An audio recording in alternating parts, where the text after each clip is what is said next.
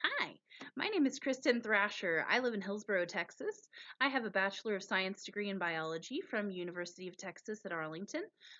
For the last 11 years, I have been a middle school science teacher, teaching 7th and 8th grade science, and I'm currently a science instructional coach helping grow teachers.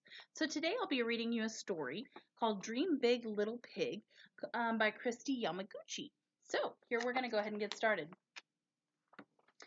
Poppy was a pig, a pot-bellied, waddling, toddling pig. She was a pig with dreams, and she was a pig who dreamed big. She wanted to be a star. Poppy had always dreamed of being a posh prima ballerina. She tried out for Swan Lake, a famous ballet. But Poppy was not very graceful. In fact, she was quite clumsy. "Follow your dreams," said Poppy's mother, who loved her no matter what. "You go, girl," said Poppy's grandparents, who were her biggest fans.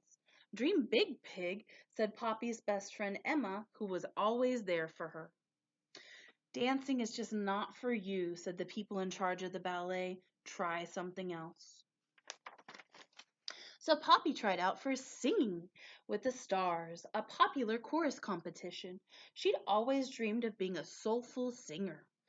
But Poppy sang off key, and to be honest, she couldn't really carry a tune.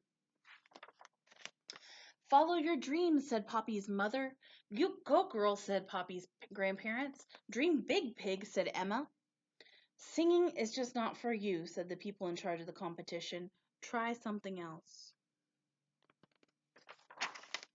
So Poppy tried out for supermodel search. She'd always dreamed of being a big-time splashy supermodel.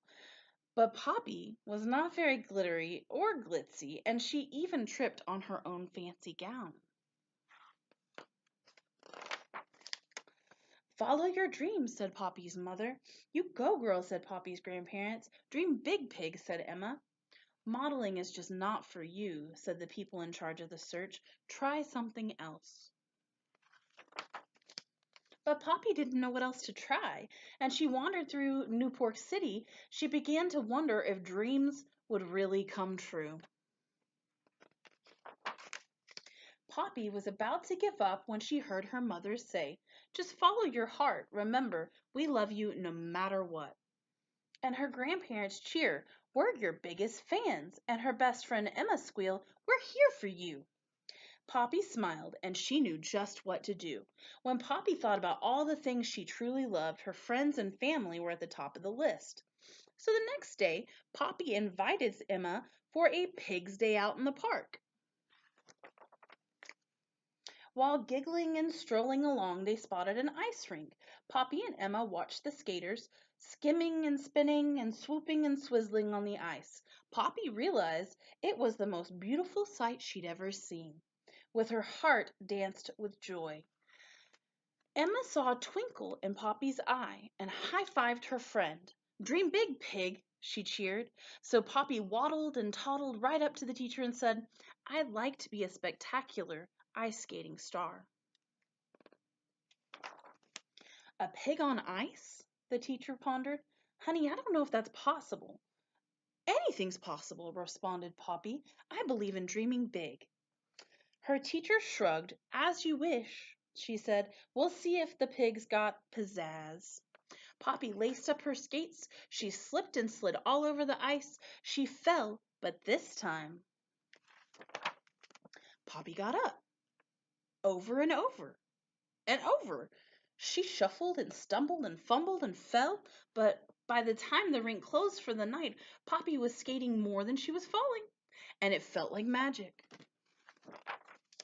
Poppy returned to the rink the very next day. Her cheeks were pink with winter and wind and excitement. She was so happy, gliding and sliding and tumbling and bumbling on the ice, she didn't even notice that it wasn't perfect. And nobody else did either. Now a most persistent pig, Poppy learned to twirl and swirl and do the dips and lunges and splits. Poppy learned to do jumps and spirals and lifts. Before she knew it, more and more skaters stopped to watch Poppy practice. She was quite a sight. She even had her picture on the front page of the newspaper. She felt like a star. Some of her fans made t-shirts that read, "Follow your dreams." Others wore hats that said, "Dream big, pig." And tote bags declared, "You go, girl." Poppy's dreams had come true.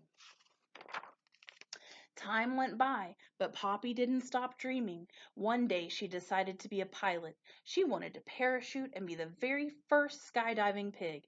"When pigs fly," said the other pilots, but they did not know Poppy. She was a pig who dreamed big. And that's the end of our story.